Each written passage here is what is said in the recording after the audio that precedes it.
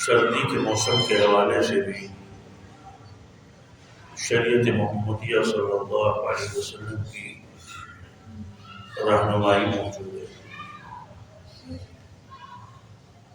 تو آج کے درس میں کچھ اسی سلسلے کے مسائل ہیں۔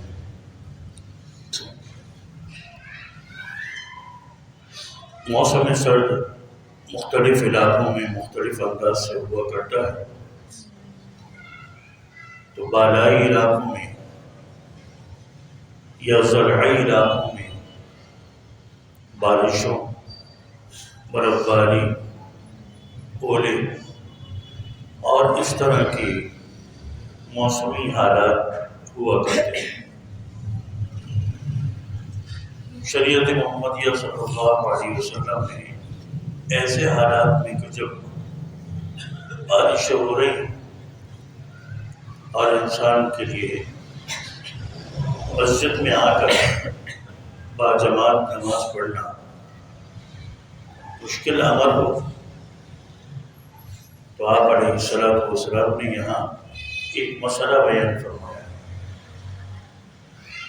اور وہ مسئلہ ہے کہ اذان میں حی علی الصلاۃ حی علی الفلاح کے مقام پر الا صلوا فی الرحال الصلاۃ فی رحالکم، جس کا معنی ہے کہ تم اپنے گھروں میں اپنے مقامات پر صلاۃ پڑھو۔ جہاں بہترین حالات میں مؤذن کو حکم ہے کہ وہ صلاۃ کے لیے بلائے، حی علی الصلاۃ حی علی الفلاح کہہ کر، وہاں شریعت میں آسانی دی گئی کہ جن موقعوں پر خصوصاً بارش کے موقعوں پر مسجد کی طرف چل کر آنا ایک نمازی کے لیے مشکل ہو، تو وہ اس موقع سے فائدہ اٹھائے۔ یہ سلسلہ بالائی علاقوں، زرعی علاقوں میں بہت زیادہ پیش آیا کرتا ہے۔ اگر ہمارے ان شہروں میں بھی پیش آئے تو شریعت کی اس آسانی سے فائدہ اٹھانا چاہیے۔ ان الدین یسر، یقیناً دین آسان ہے۔ پہلی بات۔ نمبر 2 بات، وضو کرنا۔ وضو کی نبی علیہ السلام نے جو فضیلت بیان فرمائی وہ کئی روایات میں موجود ہے، لیکن ایک موقع پر آپ علیہ السلام نے یہ ارشاد فرمایا، اسباغ الوضوء علی المکارہ، وضو کو اچھی طریقے سے کرنا، مکمل اعضاء کو دھونا ایسے حالات میں کہ جب وضو کرنا اچھا نہ لگ رہا ہو، پانی جسم پر ڈالنا اچھا نہ لگ رہا ہو، تو شریعت نے ایسے حضرات کے لیے کہ جو کہ اس موقع پر خوب وضو کا صحیح طریقے سے اہتمام کرتے ہیں، شریعت نے ان کی بھی فضیلت بیان فرمائی۔ لہذا اس سردی کے موسم میں انسان کپڑے پہنا کرتا ہے، ڈبل کپڑے پہنتا ہے، تو وضو کرتے ہوئے خیال رکھنا چاہیے کہ اس کے بازو صحیح طریقے سے دھلیں، کونیوں سمیت دھلیں۔ اگر وہ مسح نہیں کر رہا تو ٹخنی سمیت اس کے بازو، اس کے پاؤں دھلنے چاہیے۔ گویا یہاں اسے فضیلت دی گئی۔ نمبر 3 بات، جمع بین الصلاتین۔ شریعت نے ایسے مواقع پر کہ جب انسان کے لیے مسجد میں جماعت سے نماز پڑھنا ایک امر بن جائے تو رخصت دی، جمع بین الصلاتین۔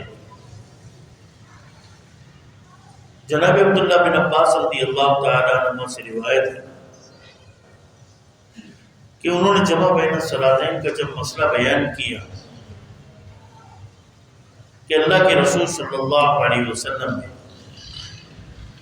ظہر اور عصر ملا کر پڑھی 8 رکعتیں 2 سلاموں سے، مغرب اور عشاء ملا کر پڑھی 7 رکعتیں 2 سلاموں سے، بغیر عذر کے اور بغیر بارش کے۔ تو آگے بیٹھنے والے لوگوں نے یہ کہا تھا، جناب عبداللہ بن عباس سے پوچھا آخر اس کام کے کرنے کی وجہ کیا تھی؟ تو انہوں نے بس اتنا جواب دیا تاکہ کسی قسم کی تنگی نہ ہو امت پر اور اس موقع سے بھی فائدہ اٹھا لیا جائے۔ تو جب بارش ہو اور بالائی علاقوں میں تو بہت زیادہ مسائل ہوا کرتے ہیں، تو دین آسان ہے، اس کی آسانی اور تیسیر کو استعمال کرنا چاہیے کہ ایسے مواقع پر جمع بین الصلاتین سے بھی فائدہ اٹھایا جا سکے۔ نمبر 4 بات وضو کے حوالے سے ہی کہ شریعت نے آسانی دی کہ آپ وضو میں پاؤں نہیں دھو سکتے کیونکہ آپ نے موزے پہن رکھے، موسم سرد سے اپنے آپ کو بچانے کے لیے، چمڑے کے پہنے میں ہوں یا کپڑے کے پہنے میں۔ انسان کے لیے بیماری عام طور پر حاوی ہوا کرتی ہے کہ جب اس کا سر کھلا ہوا یا سر پر پانی ڈالے، تو کچھ اطباء اس موقع پر کہتے ہیں کہ جب آپ غسل کرنے بیٹھیں تو آپ کو چاہیے کہ ڈائریکٹ سر پہ پانی نہ ڈالیں، بلکہ اپنی جسم پر، ٹانگوں پر پہلے پانی ڈالیں۔ اور آپ غسل جنابت دیکھیں نبی علیہ السلام کا، اس میں بھی سر پر پہلے پانی نہیں ڈالا گیا۔ انسان پر امراض حاوی ہوا کرتی ہیں جب وہ فوراً سر پر پانی ڈالے جسم پر ڈالے بغیر۔ اب 5 ٹائم صلاح پڑھنی، نوافل پڑھنے، جس طریقے سے پورے جسم کے اعضاء کو وضو میں دھویا جاتا ہے، اگر یہ سر دھونے بھی بیٹھ جائے اسی طرح تو اس کے لیے تکالیف ہو جائیں گی، امراض ہو جائیں گے۔ شریعت نے اس کو آسانی دی کہ اس موقع پر وہ سر کا مسح کرے گا۔ اسی طرح پاؤں کا مسئلہ ہے کہ اگر ایک شخص کو ٹھنڈ چڑھتی ہے تو وہ پاؤں سے چڑھتی ہے، تو ٹھنڈ سے اپنے آپ کو بچانے کے لیے موزے پہنے جاتے ہیں۔ اب ان موزوں کو پہننے کے حوالے سے شریعت نے اور آسانی دی کہ آپ اس پر مسح کر سکتے ہیں، صرف سردی میں نہیں، سفر میں ہے اور کوئی اور ضرورت ہے، یہ تو موسم سرد کے حوالے سے بات ہوئی۔ تو جب آپ موزے پہنے ہوئے ہوں تو آپ کو کن باتوں کا اہتمام کرنا ہے؟ سب سے پہلی بات موزے پاک ہونے چاہیے، تو آپ موزوں پر مسح کر سکتے ہیں۔ نمبر 2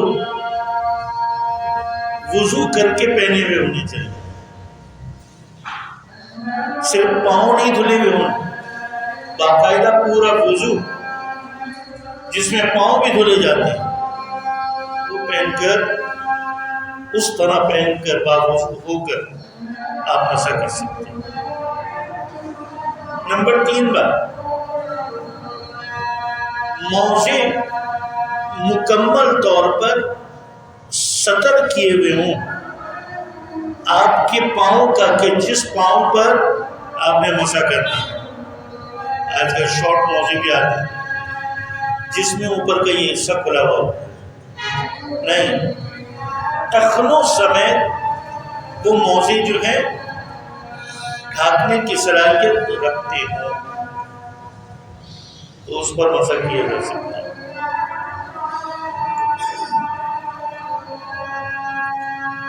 خفین ہوں، چمڑے کے موزے ہوں یا کپڑے کے موزے ہوں،